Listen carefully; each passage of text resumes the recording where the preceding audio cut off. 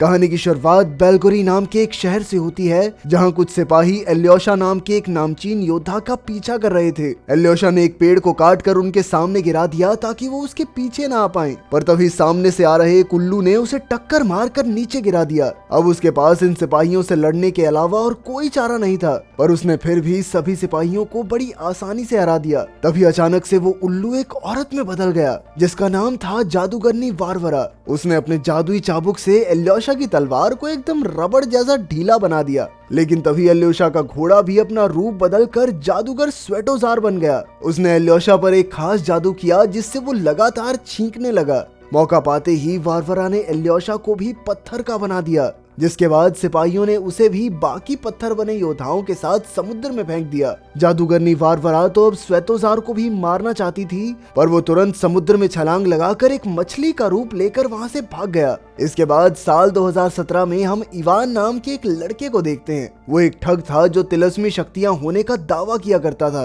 एक दिन अचानक से उसके पास एक बूढ़ी औरत आई, जिसने इवान से कहा कि बहुत जल्दी वो दूसरी दुनिया में जाने वाला है, जहां उसके साथ बहुत अतरंगी चीजें होंगी। पर इवान ने उस बूढ़ी औरत की बातों पर ज्यादा ध्यान नहीं दिया। अगले दिन एक औरत ने इवान से मदद मांगते हुए कहा कि वो अपनी तिलस्मी शक्तियों की मदद से उसकी भतीजी को कोमा से बाहर ले आए। इवान एक ठग जरूर था, लेकिन वो किसी की जिंदगी के बारे में झूठ नहीं बोल सकता था, इसीलिए वो चुपचाप वहां से निकल गया। वहां से बाहर निकलते वक्त इवान को अपने बचपन का एक हादसा याद आ रहा था। बचपन में इवान एक अनाथ आश्रम में रहता था, जहां बाकी बच्चे उसके जादू पर विश्वास की वजह से उसका बहुत मजाक उड़ाते थे। एक रात उन्होंने इवान को कमरे में काफी देर के लिए बंद कर दिया। बहुत देर तक चिल्लाने के बाद भी जब कोई उसकी मदद करने नहीं आया, तो उसने उस दरवाजे को एक सुई की मदद से खोलना शुरू कर दिया। बाहर आने के बाद उसने सुई से उन सभी बच्चों के कंबल उनके बिस्तर के साथ सील दिए, और सुबह जब उनकी नींद खुली तो उनमें से कोई भी अपने बिस्तर से उठ नहीं पा रहा था, जिसके बाद सभी बच्चे उन पर हंसने लगे।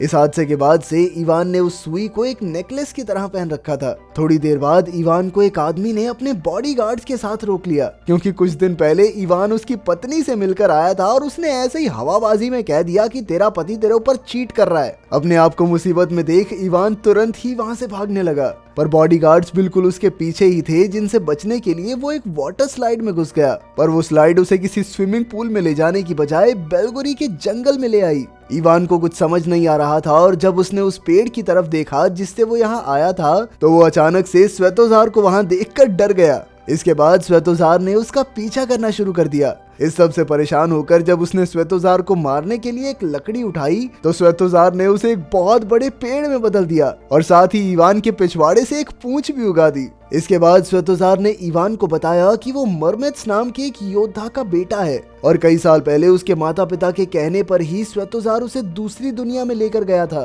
पर अब इवान ही उन सब की आखिरी उम्मीद था। तभी उन्हें आवाज आई कि कुछ सिपाही उनकी ही तरफ बढ़ रहे थे, जिसके तुरंत बाद स्वेतोजार इवान को उसके पिता की एक अंगूठी देकर वहां से भाग गया। सिपाहियों को अपने सामने देखकर इवान ने उन्हें अपने पिता का नाम बताया, लेकिन इससे सिपाहियों को कोई फर्क नहीं पड़ा, और जैसे ही इवान ने वहां से भागने की कोशिश की, तो वो एक पेड़ से टकराकर बेहोश होकर गिर गया।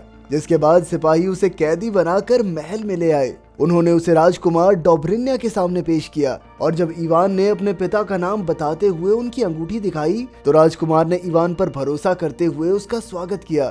थोड़ी देर बाद जादूगरनी वरवारा भी वहां पहुंच गई, जो अब राजकुमार डोब्रिन्या से शादी कर चुकी थी। इसके बाद वरवारा राजकुमार से झूठ बोलकर इवान को अपने साथ ले गई, जहां उसने सिपाहियों से कहकर इवान को जेल में बंद करवा दिया। थोड़ी देर बाद इवान की नजर अपने बगल वाली जेल में पड़ी, जहां कोशे नाम के एक आदमी के शरीर को कई टुकड़े करके उन्हें अलग अलग बर्फ में जमा के कैद कर रखा था। कोशे इवान को पहले से ही जानता था, और उसके मुताबिक अगर उसे अपनी दुनिया में वापस जाना है, तो उसे किसी भी हालत में एक करिश्माई तलवार ढूंढनी पड़ेगी। जिसके मुताबिक कोशे ने एक जादूगर को धोखा देकर वो करिश्माई तलवार चोरी कर ली थी, जिसके बाद उसने कई साल तक राज किया। साथ ही उसकी आत्मा एक खास पत्थर के अंदर कैद थी, और जब तक वो पत्थर सही सलामत है, उसे कोई नहीं मार सकता। एक दिन कुछ योद्धाओं ने उसकी वो करिश्माई तलवार छीन कर कहीं छिपा दी। साथ ही उस पत्थर को भी तलवार से अलग कर दिया गया था। मौजूदा समय में वो पत्थर राजकुमार डोब्रिन्या के पास था, जिसने कोशे को जेल भेज दिया। तभी सैनिक कुछ और कैदियों को भी वहां लेकर आए, जिनमें कैदी बाबा यागा नाम की एक बूढ़ी जादूगरनी भी थी। जब एक सैनिक इवान के सामान को देखने में व्यस्त था, तभी बाबा यागा ने अपनी जेब से एक मेंढक निकाला, जिसने थोड़ी देर में ही विसिलिया नाम की एक लड़की का रूप ले लिया। उसने उस सैनिक की शराब में बेहोशी की गोली मिला दी। उसके बेहोश होते ही विसिलिया ने तुरंत ही बाबा यागा को आजाद करवाया, जिसके बाद वो दोनों मिलकर कोशे को आजाद करने में लग गए। ये सारा प्लान बाबा यागा ने कोशे को आजाद करने के लिए ही बनाया था। बस जैसे ही वो तीनों वहाँ से निकलने लगे तो इवान ने कहा कि भाई मुझे भी ले जाओ प्लीज। थोड़ी देर बाद वो लोग मान भी गए, लेकिन निकलते वक्त इवान ने गलती से जेल का अलार्म बजा दिया, जिसके तुरंत बाद बहुत सारे सैनिक वहां पहुंच गए। पर जहां एक और विसिलिया और कोशे उनकी हड्डी बसली एक कर रहे थे, वहीं बाबा यागा तो अपने मुंह से एसिड फेंककर सैनिकों को मार रही थी। और जब एक सैनिक इवान पर हमला करने के लिए दौड़ा तो इवान ने अपने फोन में उसकी फोटो खींचकर कहा कि ये देख, तेरी आत्मा कैद कर ली मैंने इसमें। वो बेचारा तो डर के मारे सुन्न ही पड़ गया। लेकिन जैसे ही इवान उसे जेल में बंद करके भागने लगा तो सैनिक ने उसकी पूंछ खींच दी। आखिरकार वो चारों जैसे तैसे जेल से सही सलामत निकलकर बाबा यागा की हट में पहुंच गए, जो अपनी ताकतवर टांगों की मदद से भाग सकती थी। सैनिकों ने उस हट को पकड़ने की बहुत कोशिश की, लेकिन बाबा यागा हर बार कोई ना कोई जादू करके उन्हें बचा लेती। अगली सुबह जब वो लोग सैनिकों को पीछे छोड़कर जंगल के बीच पहुंच गए तो बाबा यागा ने इवान को कुछ सामान लेने के लिए हट में भेजा, पर उसने गलती से हट में आग ही लगा दी। जिसके बाद उन सब ने आग बुझाने की बहुत कोशिश की, लेकिन आखिरकार वो हट वहां से भाग ही गई। थोड़ी देर बाद वो लोग उस करिश्माई तलवार को ढूंढने के लिए फिर से निकल गए और रास्ते में उन्होंने काफी सारी तस्वीरें भी खींची। उधर वरवारा और उसके सैनिक भी इवान और उसके साथियों को ढूंढने में लगे हुए थे। थोड़ी देर बाद इवान और उसके साथी डेथ रिवर के पास पहुंचे, जिसे पार करने के लिए उन्हें वोडा नाम के एक मरमैन की मदद चाहिए थी। इसीलिए बाबा योगा ने एक सुंदर लड़की का रूप लेकर मरमैन से मदद मांगी, जिस पर लट्टू होकर वो भी 1 मिनट में तैयार हो गया। उनके वहां से निकलते ही वरवारा भी वहां पहुंच गई, जिसने जादू से ये पता लगा लिया कि आखिर वो जा कहाँ रहे हैं। काफी देर तक चलने के बाद इवान और उसके साथी डेथ रिवर तक पहुंच ही गए, जो काफी सारी खतरनाक पिराना मछलियों से भरी हुई थी। वोडा ने नदी में कूदकर बात करने की कोशिश की, पर काफी समय से उसके यहाँ पर ना आने की वजह से नदी ने उसकी बात सुनना बंद कर दिया था। ये सब देखकर विसिलिया को बहुत गुस्सा आया, क्योंकि अब उन्हें कोई और रास्ता नहीं दिख रहा था और इसी वजह से कोशे और उसके बीच बहस भी शुरू हो गई। और इवान ने सही समय पर बीच में आकर दोनों को शांत कर दिया। विसिलिया का मूड ठीक करने के लिए इवान उसके पास एक खरगोश लेकर गया, पर जैसे ही विसिलिया ने खरगोश को पकड़ा तो उसकी नजर खरगोश की आंखों पर पड़ी, जो चमक रही थी। वो तुरंत ही खरगोश को फेंककर उसे मारने के लिए आगे बढ़ी, तो वो खरगोश तुरंत ही वरवारा में बदल गया, जिससे बचने के लिए वो दोनों तुरंत ही अपने साथियों की तरफ भागे।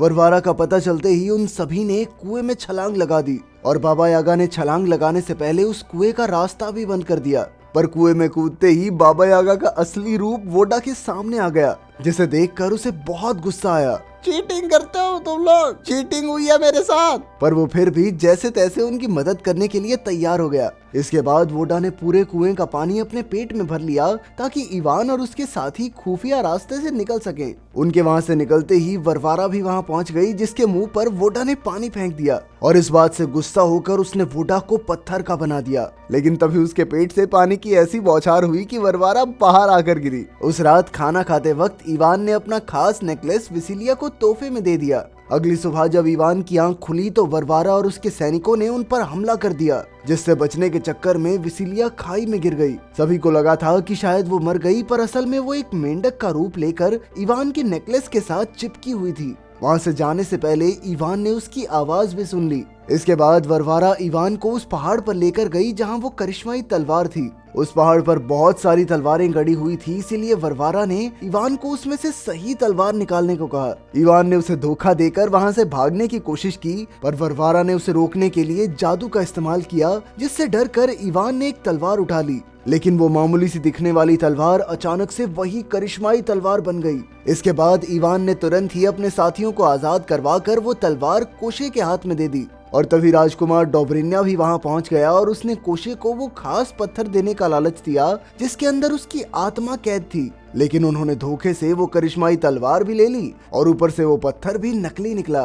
पर तभी विसिलिया ने बीच में कूदकर डोब्रिन्या को नीचे गिरा दिया, जिससे इवान को वो तलवार उठाने का समय मिल गया। अब सभी लोग लड़ने के लिए तैयार थे, पर तभी इवान ने उस तलवार से एक गोला बनाया और वापस अपनी दुनिया में कूद गया। इस धोखे से गुस्सा होकर विसिलिया ने उसका दिया हुआ नेकलेस भी उसी की तरफ फेंक के मारा। इवान ने अपनी दुनिया में खुश रहने की बहुत कोशिश की, लेकिन अपने दोस्तों की चिंता उसे सताए जा रही थी, इसीलिए उसने वापस उसी दुनिया में जाने का फैसला किया। पर इस बार जब वो वाटर स्लाइड में गया तो कुछ भी नहीं हुआ। पुलिस ने उसे पकड़कर जेल में डाल दिया, जहां स्वेतोजार पहले से ही बंद था, पर वो अपनी छड़ी के बिना जादू नहीं कर सकता था। इसीलिए इवान ने पुलिस वाले को बेवकूफ बनाकर स्वेतोजार की छड़ी उसे वापस दिला दी। इसके बाद स्वेतोजार ने उसे वापस भेजने के लिए एक गोला बनाया और जाने से पहले उसने इवान को एक खास मिट्टी भी दी, जो उसे जेल में कैद ड्रैगन्स को खिलानी थी। इवान तो निकल गया, पर पुलिस वालों ने स्वेतोजार को पकड़ लिया। महल में पहुंचकर जब इवान ने ड्रैगन्स को देखा तो उसका दिमाग खराब हो गया,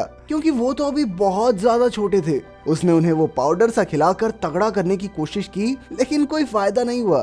तभी सैनिकों ने वहां आकर उसे पकड़ लिया और जाते जाते उसके हाथ से वो पाउडर नीचे गिर गया, जिसके बाद ड्रैगन्स आराम से उस पाउडर को खाने लगे। इसके बाद इवान को महल में ले जाया गया, जहां राजकुमार डोब्रिन्या सही समय का इंतजार कर रहा था।